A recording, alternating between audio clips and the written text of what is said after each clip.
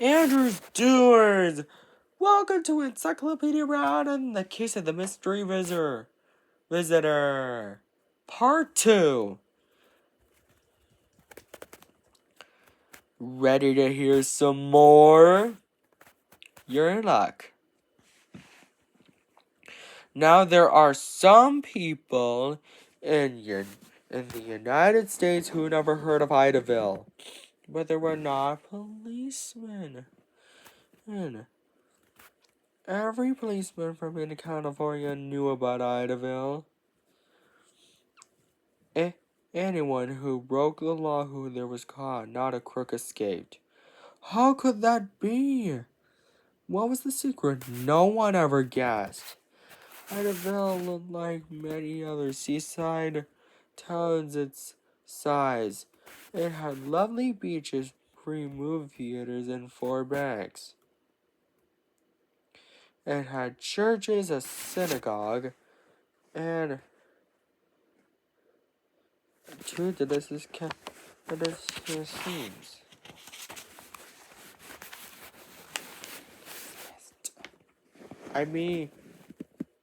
And on Rover Avenue, it had a certain red brick house. And in the house lived Idaville's secret weapon against crime. 10-year-old Encyclopedia Brown. Encyclopedia's father was chief of the police. Because no one got away with breaking the law, the people of Idaville thought he was the bravest and smartest police chief in the world. True. Chief Brown was brave, and he was smart enough to know what to do with a case that he could not solve. He took it home to dinner. Arsu, he's told his son the facts. Encyclopedia usually figure out the answer before dessert.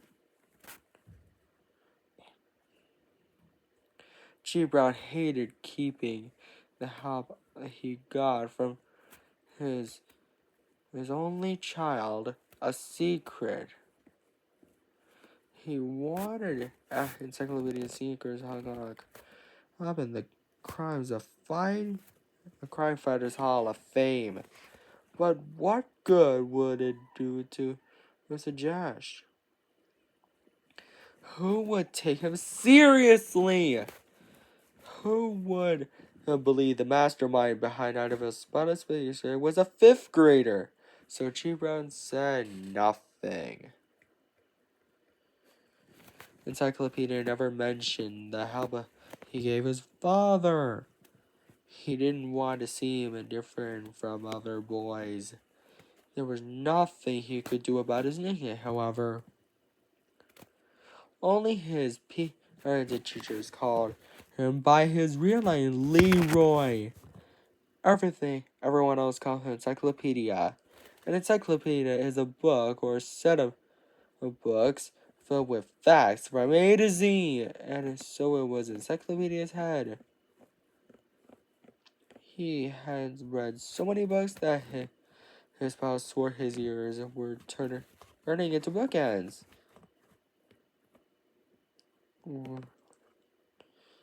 Monday evening, Chief-Brown sipped his soup slowly. Encyclopedia Brown, Encyclopedia and his mother knew what that meant. He had his mind on the case. Finally, Mrs. Brown said, "Why don't you tell Leroy about it, dear?" Chief-Brown sighed. "I don't know. This is an awfully tough case," he said. It has me beaten." Leroy had never failed you, tell him, urged Mrs. Brown. "Very well," said Mrs. Brown. C.T. Butler was kidnapped from his home last night. Mrs. Brown asked Encyclopedia and let out a low whistle. C.T. Butler was a millionaire. He owned a string of pizza parlors in Free States and a big house by the ocean. At Today at noon, Mrs. Butler received a phone call, said Chief Brown. A man's voice has said that her husband is unharmed, but he was being held for $500,000 as ransom. The caller told Mrs. Butler to remain home tomorrow, at which time she would be told by phone where to leave the money. You hope to capture the kidnappers before they pay the reason, Dad, said Encyclopedia. We must, replied Chief Brown grimly. Kidnappers want money. Once they get it, there is no telling what they might do with victim. Poor Mr. Butler! Exclaimed Mrs. Brown. Well, at least you have until tomorrow to find him. There's too little time, said Chief Brown. Somebody must have heard or seen something, said Encyclopedia. Mrs. Butler was of some help, said Chief Brown. From what she told me, it's possible to fit together a few pieces. He took a spoonful of his soup.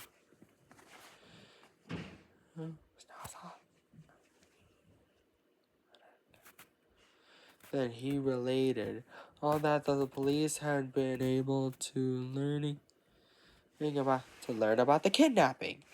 Last night, Mr. and Mrs. Butler were in bed watching a late movie on television. A little after midnight, from the fourth rundown rang, Mr. Butler went downstairs to see who it was. Mrs. Butler turned off the television and listened. She heard him talking to someone. She thinks it's a man. She couldn't make out the words, but the tone was friendly. Then she heard the sounds of the door closing and footsteps going to the den. Mr. Butler and his visitor lowered their voices. She could scarcely hear them at all. She went to sleep. She was awakened by the closing of the front door and went back to sleep. When she awoke this morning, Mr. Butler wasn't in the house. The front door was closed, but unlocked, okay? Wasn't Mrs. Butler worried? Asked Mrs. Brown. No, answered Miss G. Brown.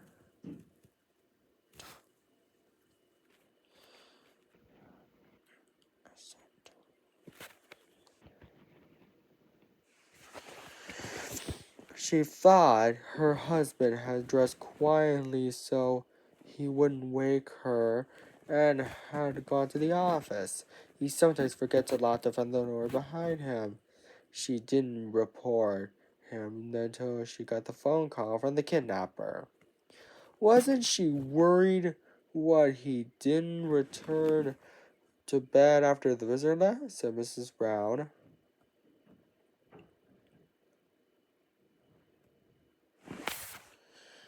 Chief Brown shook his head. Mr. Butler had to get up at night to work in his den. He thought she had simply remained downstairs to go over some business. You don't have much to work with, dear, said Mrs. Brown.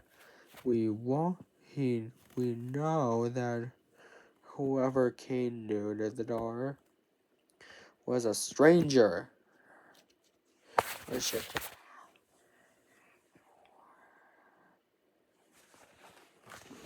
Mr. Butler never would have let a stranger in his house late at night. I think this is what happened. The visitor spoke with Mr. Butler at the den. No.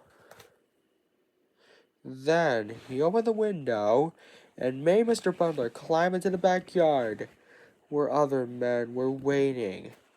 They forced Mr. Butler into a car on a dark street and drove away.